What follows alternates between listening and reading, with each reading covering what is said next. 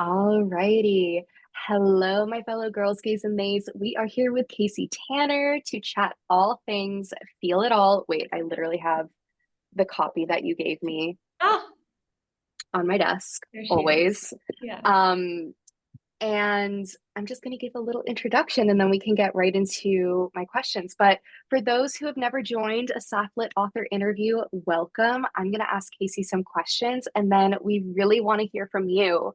So respond in the chat. If you have a comment, a question, we will get to them at the end. There will be time for a community little moment. You can keep your camera on, camera off. All I ask is that you stay on mute. So let's get going. All right. Casey Tanner is an ASECT certified sex therapist, author of Feel It All, which came out with Harper Collins this past May, creator of the incredible Instagram and TikTok account at Queer Sex Therapy. If you don't follow already, pause what you're listening to, like literally minimize this window, go follow. It's the best follow on the internet besides Sapph-Lit. And they are also a thought leader in millennial and Gen Z sexuality. It is their mission to inspire your sexual awakening through anti oppressive queer sex education and mental health support. So, Casey, thank you for being here. It's so good to Yeah, see you. my pleasure. I love the Sapph-Lit community and I feel honored. Thanks for having me. Of course. So, first of all, congratulations for one, writing a book, two, publishing a book, and three, getting through publishing month because I know May was crazy. I'd love for you to just talk about that process. What came up for you? What was surprising? What was challenging? What was exciting? Tell me everything. Yeah, totally. I mean, I think whenever people ask me this question, my urge is to just de-glamorize the process of writing a book as much as possible. It is so grueling and there is such a thick veil of fog over the process of writing a book. I think a lot of authors don't have any idea what they're getting into. And I think that's a disservice done to all of us by the publishing industry. That's a longer story. But yeah, I had no idea. I had no idea I was going to have to, pitch my book to so many people, and then there would be bidding wars. And I had an interesting writing experience in that I started out with one editor who left HarperCollins the day that my first draft was due, and got a new editor for my second through whatever fifth draft, which was, yeah, super disorienting and jolting. But I think at the end of the day, was a gift to have just multiple brains in the material giving me Yeah. feedback. I got really great advice about the writing process from a fellow writer, which was just to not self-edit in the first draft as much as possible. Just let it sort of be a journal entry. And so, yeah, if you go back to my first draft, that is very much what it is. Biggest piece of feedback on draft one was like, Casey, this is like 8 different books. So impressed that you fit so much in there, but you got to choose one. So then the rest of my writing process was just, yeah, me trying to figure out what is at the heart of my work? What is the main message that I want to send? And that's how we landed on the concept of secure sexuality with it, which if you're familiar, then you've heard that phrase over and over and over again through the book. Amazing. No, I completely hear what you're saying. Like, I'm in the middle of writing my first book right now, and it's just such thinly veiled autofiction. And I'm like, I can't wait to go back and like really rearrange some details, change some names, Yeah. How not thinly to break. veiled can you get it? I mean, when It's, when my friends will read it, they're going to be like, "Bitch." But no, yeah. I just so appreciate like the vulnerability and the gentle journey you take us on through this book because you really do hold the reader's hand throughout the entire process. Um, but I hope you were holding your own hand while writing it because you talk a lot, Hmm. you talk a lot about difficult topics that happen to you, whether it's you know being in a psychiatric facility, growing up very religious and going through that unique trauma, on track to become a minister. Was there a part that was most difficult to write? Um, whether it's that personal stuff or whether it's, the really academic Right. um, therapy pieces. What was most difficult and how did you approach it? Yeah. Yeah. I mean, honestly, speaking to a little bit what you're talking about, It's impossible to actually thoroughly write about my own trauma history without talking about my family. But my family is alive and well, and I knew they were going to read this book. So I think one of the hardest things for me to navigate is, how much conflict and interpersonal consequence do I want to introduce into my own life by being fully honest about experiences from my past and having to sort of figure out, can I get at the truth of what I've gone through without having to tell every single truth? I think I was able to do that. I got to the point where, when I finally showed it to my family, they felt okay about it. I felt okay about it. That is a gift that not every author gets. So that part was tough because I was like, yeah, there could be real life consequences for me depending on how I choose to portray some of these experiences. And like trauma is stored in a really strange way in our memory. And so I was also like, am I going to write all this down and have my family tell me that they remember it differently? What would that feel like? How much work would I have to do to revalidate my own experience after that? So yeah, there was a lot of that kind of thing. But from an academic perspective, I wrote this book very much knowing that I was standing on the shoulder of many, many giants in the sex education field. So there was a lot that I could pull from that's already existing. But the one section that I really felt like I was creating from scratch, where there really wasn't a ton out there, wasn't forming the attachment and sexuality Mm, section, trying to connect the dots between the model of attachment style and how that shows up, not just in our adult relationships, but literally when we get naked, what happens to our attachment style? It's a question that we've, in the field have started trying to answer, but that I really had to do my own research and think about my own clients in order to get that right. So yeah, that chapter alone probably took me 5 months to write. yeah. It's also one of the longest ones too. It's a meaty, It used to it's be three it's chapters, and now it's one. So that's why. and that's on revisions. That's a skill. That's a skill. So you already spoke to it. It's Feel It All is based in the idea of secure sexuality, an attachment-based framework that challenges conventional notions of good sex. Can you share what your idea of good sex was before therapy, before realizing you were queer, and what does good sex look like to you now? And I mean, even in the process of writing the book, I'm sure your idea of it has changed. Yes, definitely. Yeah, when I go back in time and I envision the early stages of being a sexual person, I'm like 18 years old. I honest to God don't think I ever sat down and was like, what is good sex? I don't think that I even thought I deserved to ask that question. I didn't know that there was space for me to ask that question. I think that the questions I was actually asking are, how do I have sex in a way that makes my partner stay? How do I have sex in a way that makes my partner happy? How do I have sex in a way that moderates my own attachment style because I feel good enough? And I don't think it was until I started dating women in my mid, probably late 20s, where people were asking me that question, what do you like? What's good for you? And I was like, I have no idea how to answer this question. This is really overwhelming.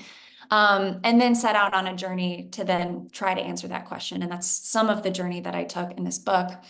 And I think if there's one major learning from my work as a sex therapist from writing this book, it's just not to ever get too attached to any definition of good sex, to Mm, to be open to the idea that like, our bodies are going to change, our preferences are going to change, our sexual orientation might change, or we might find new words for it. Um, and I'm just learning to never say never, to not silo myself into being, if you had asked me 2 years ago, I would have said, I'm a submissive person. I'm only a submissive person. I'm going to be submissive for life. But now I'm like having these switching moments. I'm like, who is this? So good sex to me, or at least being a good sexual partner, is being open to a lifelong sexual awakening that mm, may sometimes involve more sex, may sometimes involve no sex. Looks yeah. like, yeah, whatever you need it to. Justin Bieber said it. Never say never, literally. I Got it. love that Yeah. so Should much. have included that quote as one of my That should have been section the openers. that should have been the I epitaph should to have. the entire book, Yeah. Yeah. if only. Um, so as I previously mentioned, before you became a sex therapist, you were on track to become a minister. And as a fellow bisexual with religious trauma, I know it severely impacted my coming out journey. And I'm definitely still working through a lot of that, which was ingrained in me. I feel like every year I have a new memory from my time going to church that resurfaces where I'm like, that was weird. That shouldn't have No one talked about how weird happened. that was. Yeah. No one questioned Yeah. this. And I also know that like there's so many people in Sapph-Lit who are also religiously traumatized queers. I mean, we have read every religiously traumatized memoir and fiction book that we can get our hands on. So do you have any words of wisdom, any advice, any, insight into those religiously traumatized queers who maybe found themselves a little late, whatever that means? Yeah. Yeah. Yeah. And we've talked about this a little before, but I'll reiterate Yeah. it. If you go to my Instagram, there's so much love, validation, and gentleness for people in this position. But I think the thing that I wish I had heard earlier is almost a word of caution, which is if you're not careful, you can find yourself in the corner of a queer community or even a sex education community that is just as rigid as that religious trauma was, but is now just under the guise of what's the word? Sex positivity or queer gatekeeping, right? There's all of us, no matter whether it comes up in the form of religion or certain ways of engaging with queerness, we all have the propensity for rigidity, for gatekeeping, for creating new rules, for boxing ourselves in. And I think that when I first just discovered myself as queer, I was like really drawn to the rigidity. Like, okay, queer people look like this, they dress like this, they act like this, they don't act like this. And suddenly found myself actually just following just in a different form of purity culture. And so, yeah, Mm-hmm. I would just invite us all to notice ways that we might swing a little too far on the other end of that pendulum and wonder what the sort of like gentle middle could feel like. Yeah, I mean, when I left the church and went to college, pendulum, I swung from one end of purity culture to the other. And as much as I loved being a slut and I love being slutty still in my Yeah. own new way, I mean, it definitely got me in some dangerous situations. And I wasn't, um, you don't there's like this association that like having a lot of sex is associated with like freedom. Mm. And I think that, I wasn't doing it with good intentions for me. I was doing it to prove that I was fine, that I was healed, Yeah. that I didn't care about the first 16 years of my life, that I was past that. Mhm. And bitch, I'm 27. I'm not past it still, Yeah. you know? Right. So much of it, it's not about do this behavior, don't do this behavior. To your point, it's really about the reason. If Yeah. I'm being a slut, then what are my reasons for that? There are some really great ones. Oh, yeah. I also think there are really great reasons to choose periods of celibacy if that's a way that you want to go. So it's less about what is the perfect behavior and more about, yeah, what's the intention behind this? Where's this coming from? Is there rigidity and shame infused into this, or am I doing it from a place of freedom? 100%. Um, so at the end of every chapter of Feel It All, you end with a aftercare section. And when I read this book, this is the thing that I like was just so obsessed with because Oh, I mean, I didn't know what aftercare was until, I was a gender and sexuality studies major and like finally realized I was bisexual and I had a partner who actually was interested in doing that for me. And I was like, oh, this is nice. So to have a book that is, emotionally destroying me after every chapter and making me rethink my entire existence, thank you very much. I like having those prompts, like it inspired so much journaling and so much reflection.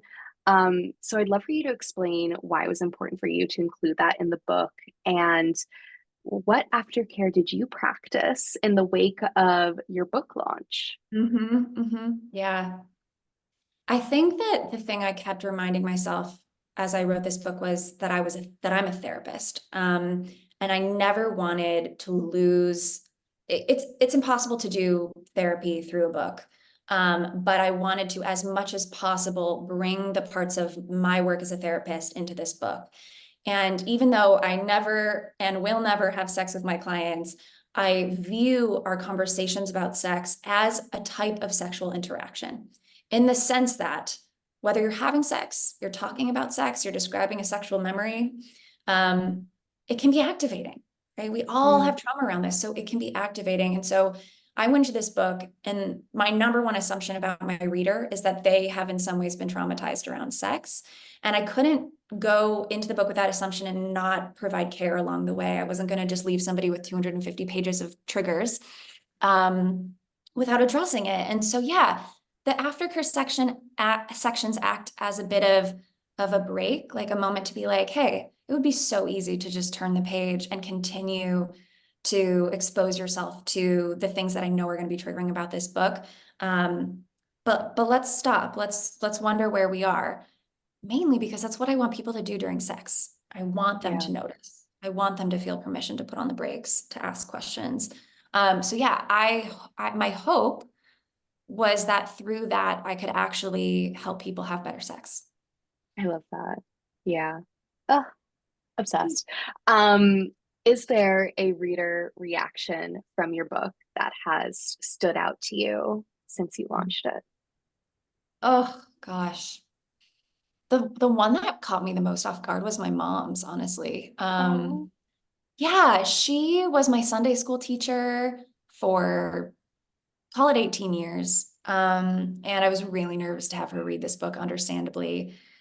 She is still very religious. So yeah, I thought she was going to give me, the mom version of like, it was really nice, or, your writing was good. Like I thought she'd find like a fake compliment in there somewhere, but she was like, oh my gosh, it's just bringing up all of these memories and it's really making me think about my own sex education. And of course, that's the reaction I wanted from people, but it's not the one I ever thought I'd get from my mom. So I was like, you know what? If my mom is the only person this book speaks to, check, check, check. She taught me for 18 years and now I get to teach her a little something. And that is yeah, it was exciting. oh my God. I can't even imagine Yeah, that feeling. That's so overwhelming. I'm it like, oh, was. I wanted yeah. to ask more questions and I was like, do I want to know? I don't No, know. But exactly. I would be yeah, so curious, like morbidly curious. I'd be yeah. like, no, but this is a boundary that we're gonna have to keep for I now. know. I'm still in the contemplation stage. There might be some conversations over the holidays, TBD. TBD, the holidays are always a wild card when you have religious family. Yes, indeed. Okay, so we are going to move into the rapid fire round. Short Whew. questions, short answers. But if you want to go on a tangent, we love tangents in Sapph-Lit. Great. And for those of you listening, if you have any questions, now is the time to put them in. Put them in the chat. Think of something. We love hearing from the audience. We love interaction. Don't be shy. There's no such thing as a stupid question. This is a safe space. You got it. Okay, rapid fire round. What are you currently reading? Because I know you have been reading a lot recently.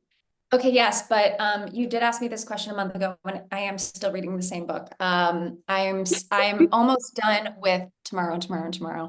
What are you feeling so far? It was Oh my on the gosh. Times like best books of the Yeah. 21st century. Yeah, I mean, I understand why. I'm like, four-fifths of the way done. Love a platonic romance. Yeah.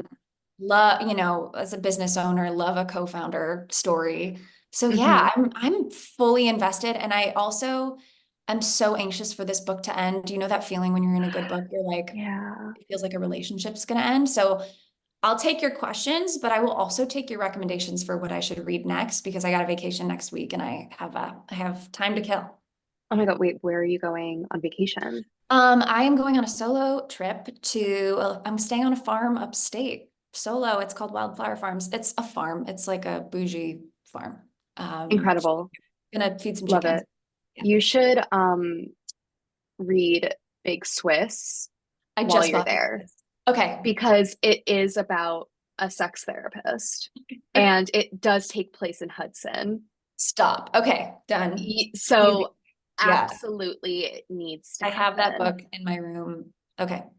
Thank you. Do it for me. I'll text you what I think. Perfect. Okay, so what is a book that you recommend everyone to read? Oh my God, easy. All Fours, Miranda July, Run, Don't Walk, completely changed my life. Came out the same day as my book, and I was more excited about this other one. And I Yeah, read it day of my I've book launch. heard so many good Yeah. things about it. It's on my shelf. Amazing. Yeah. If you could have dinner with anyone dead or alive, who would it be? It can also be a dinner party if you want to bring a group of people together. Wow. Or like dream lunch rotation, you This know? is so funny and so narcissistic of me. But as like a reminder to be kind to my younger self, I have this, I'm grabbing it. See if I can show you. These are all my elementary school pictures. Um, Oh I would my have a God, that dinner is so party cute. with all six of these little versions of me.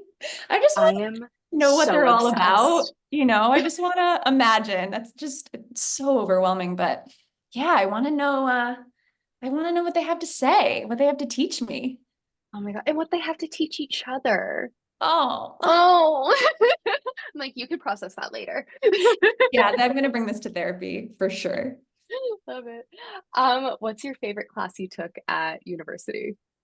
My God, I did get to see these questions ahead of time, and I just hated every class at university. Um, Or what's what a do I class want to you say? wish you took at university that Oh, like I you wish, didn't take? yeah, I want a horticulture class. Is that real or is Ooh. that only in Harry Potter? That's real, right? I Horticulture. mean, Is that the magic version or the real version? I don't know. Okay, someone tell us. I think it's real. I think it's real. I think it's plants. Can someone Yeah, please confirm in the chat that herbology. herbology is that It's wait, real. is herbology the Harry Potter one? That herbology doesn't sound real. Yeah, that sounds fake. How many bisexuals does it take to figure out what's real? Okay, Okay, horticulture is okay. real, herbology is Harry Potter. Okay, yeah. Thank you, So, okay, so Jillian. horticulture. Yeah, like I would love somebody to teach me how to keep a garden alive, Yeah, how to select my plants, what is a perennial versus an annual. I don't know. I'm 33 and these are the things that I think about now. I love that. I feel like you could find a class like that now. I mean, you have a beautiful garden. Thank you. Yeah, I'm trying. I'm trying. But yeah, I've thought about volunteering at like a local flower shop or something. So Yeah, cutie. it's fun to Yeah, do learn. it. Okay, favorite queer movie or TV show that you've watched or are currently watching and loving? Well, I think that Queer Ultimatum is about to come back. And that I was didn't one hear this. in a single day. So terrible. So I amazing. know a friend of mine, she and her girlfriend broke up while watching Queer Ultimatum. Because they were like, No, like it brought up conversations and yeah, like in the middle of the TV show, they were like, actually, we're gonna break up. I'm wow. like, yeah, Yeah, Queer Ultimatum good for is them. really, yeah, I mean, good for them. It was a big Yeah, congratulations. yeah. But wow. Okay, favorite queer. This is the last rapid fire question, Okay. and there's so many questions in the chat that we will absolutely get to. Favorite queer influencer or celebrity influencer, whatever, whoever to follow on social Yes. media, besides me, obviously. Besides Nina, Gender Sauce is of mine, Aaliyah Yes. Black, just art. It's all just art. And I'll read everything they write 1,000 times. It's so beautiful. And they are writing a book right now as well. Oh, amazing. I can't Put wait it for in the that. chat. Yeah. So you didn't catch that. Um, Alrighty. So Bailey has our first question. Thank you, Bailey. Do you have any extra advice for someone with a disorganized attachment style trying to engage with secure sexuality? Yeah. I mean, first of all, same.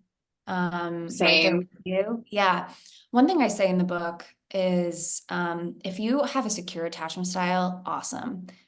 this book isn't for you because I don't work with people with secure attachment styles. You wouldn't have a job if everyone had Yeah, I secure know attachment. maybe one person that I've met my entire life who I think has a secure attachment style. I'm just like not sure I fully believe that it's even real.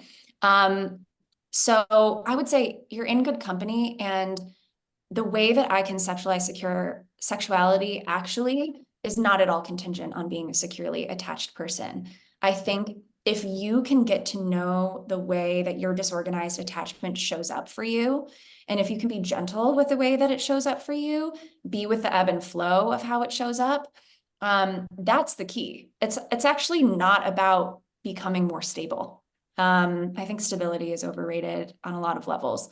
I think it's actually about being able to look at your instability, take a step back, and say, yeah, I still deserve love. I still deserve sex, or I still deserve to be able to say no to sex. So I don't see the concepts as running in parallel. Certainly, if you've got the privilege of a secure attachment style, then you maybe have some extra nervous system resources to help the rest of us along. But that's what community is for. Most of us don't Yeah, have those nervous system resources. So yeah, link I love arms, that. do it together. Yeah, mutual aid, baby.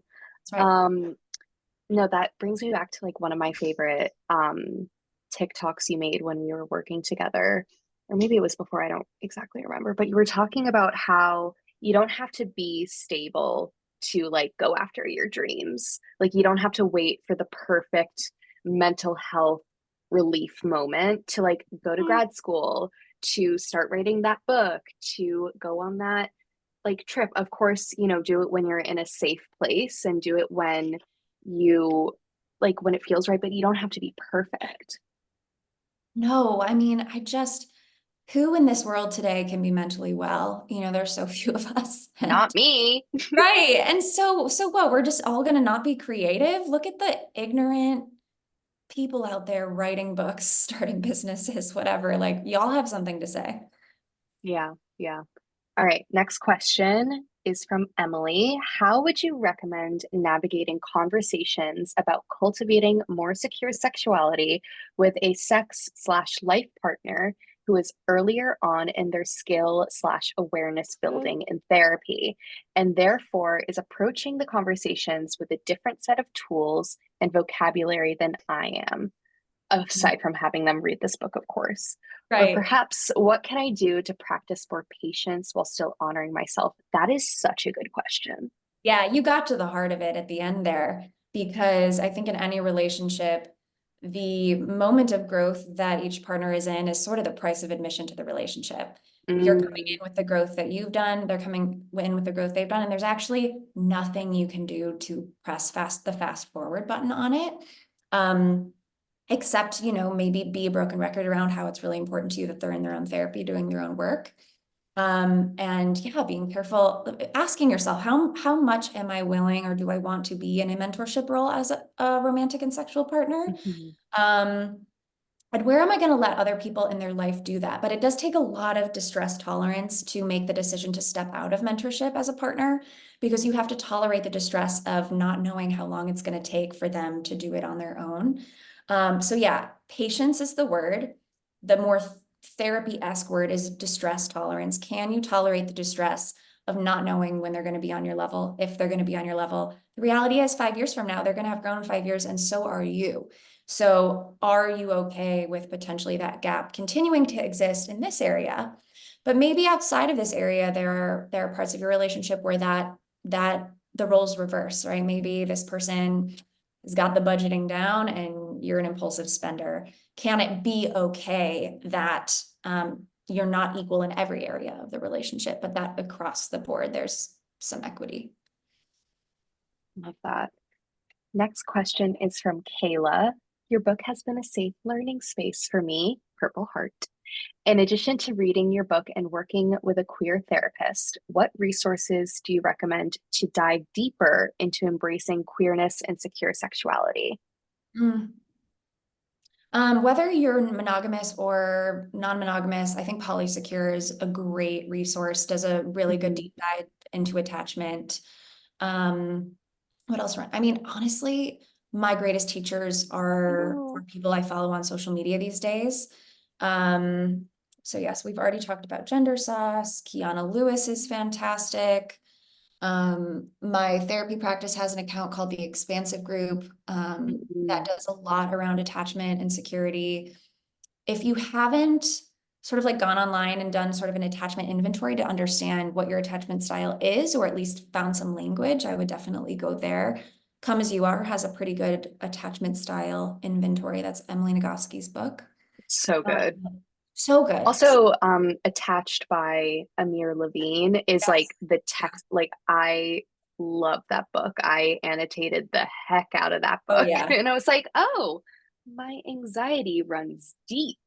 Yeah. Yeah. Well, also, I will say All Fours is fiction, but I feel way more secure in my sexuality after reading that book. Wait, what book is it? Oh, the It's Miranda All Fours, the July. Miranda Yeah, yeah, July yeah. book. Yeah. It's about, I think it's really about a woman who thinks that sexual awakenings are only for like teenagers and that you Mm, can't find yourself sexy across the lifespan. And I think a lot of my anxiety about sexuality is that I'm like in my prime and I'm soon going to not be hot. And what is that going to mean? And what does that mean about right now? Obviously that's bullshit, but you know, it's the stuff that we hear every day. So I just think listening to older queer people's stories has been one of the best things for my relationship with yeah, my sexuality. Not feeling like if I don't figure it out right now, I'm never going to.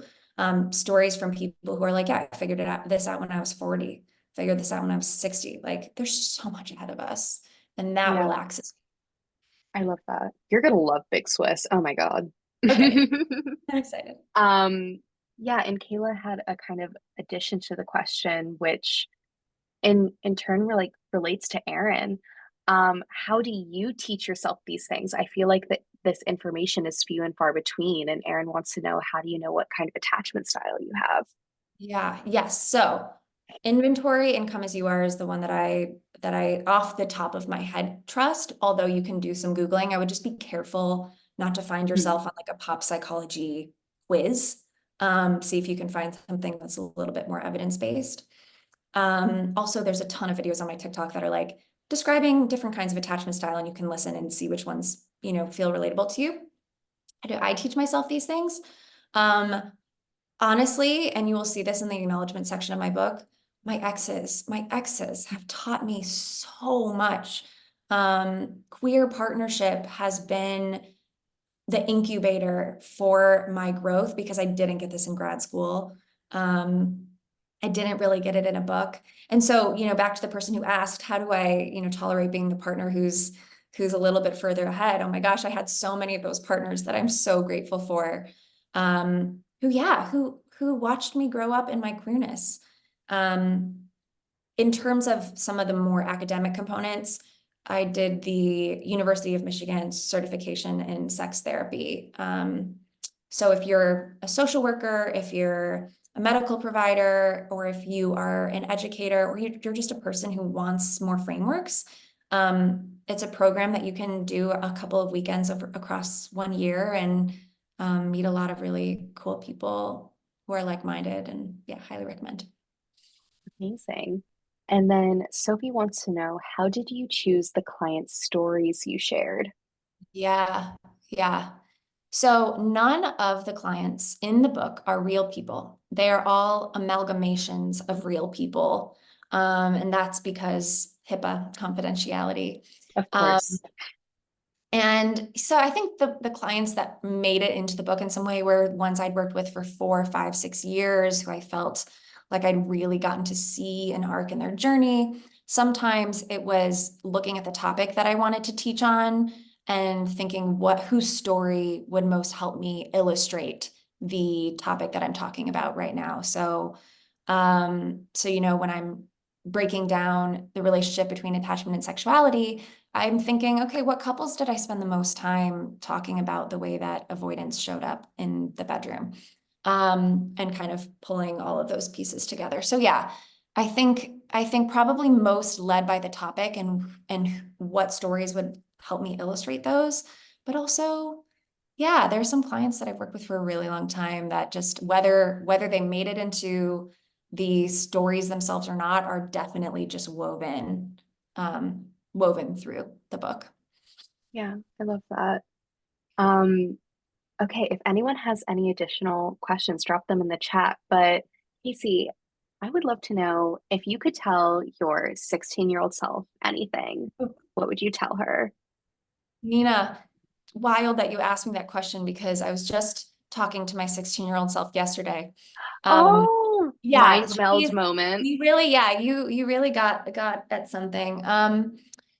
Gosh, my 16-year-old self was fucking in it. Just found out that my parents were getting divorced, realized I was queer, and my boyfriend broke up with me all within like a month.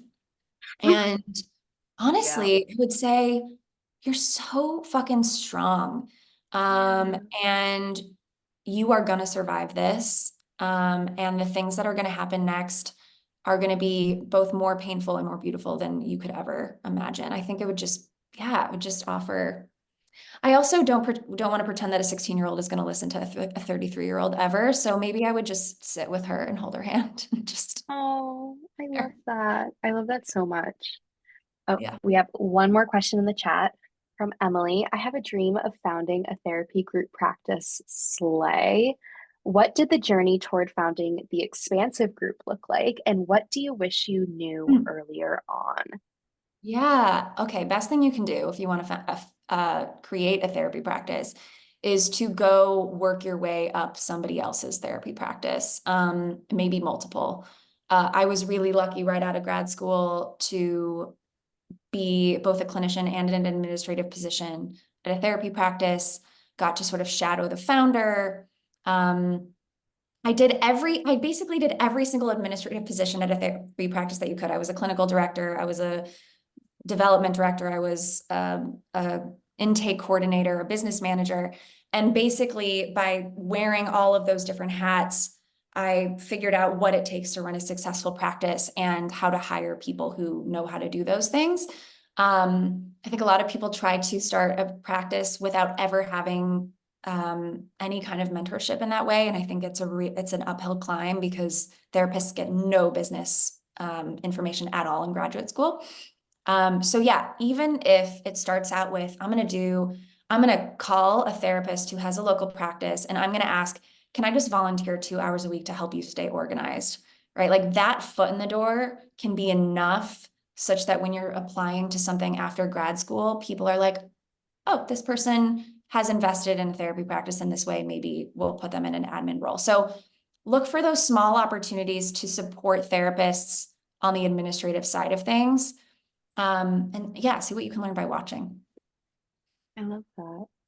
Well, is there anything else you want to say to Sapph-Lit? Any other things I didn't ask you that you want to talk about before we close?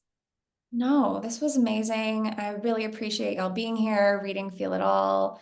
Y'all are exactly who I wrote this book for. So it's cool to actually see names and faces instead of just imagining the people on the other side of this book. So thank you. Amazing. Sophie has one more thing in the chat. Struggling to form actual questions about these, but here's what I'm feeling most after reading. Sexuality and identity can change over time. Yes. And that doesn't invalidate who we are, have been, or will be. Yes. And then two, I felt so held, and your book beautifully calmed a lot of shame I felt about insecure attachment and sexuality. Thank you Oh, so much for helping us here. That is, I think, that's the really nicest thing sweet. someone has ever said to an author during one of Oh, these. I'm oh, serious. That Sophie, is that's so so beautiful. sweet. Sophie, I'm so glad this book connected with you in that way. I mean, same. I'm so glad. Y'all. Okay, gotta go cry now. I cry after Sapph-Lit meetings more than people think. I mean, I'm a Pisces moon. I'm like Kaylor from Love Island. Like I truly cry at everything. So thank you, Casey, for being here, Welcome. and I hope I'll see you soon. Yes, see you soon. All right, bye everyone. All right, bye everyone.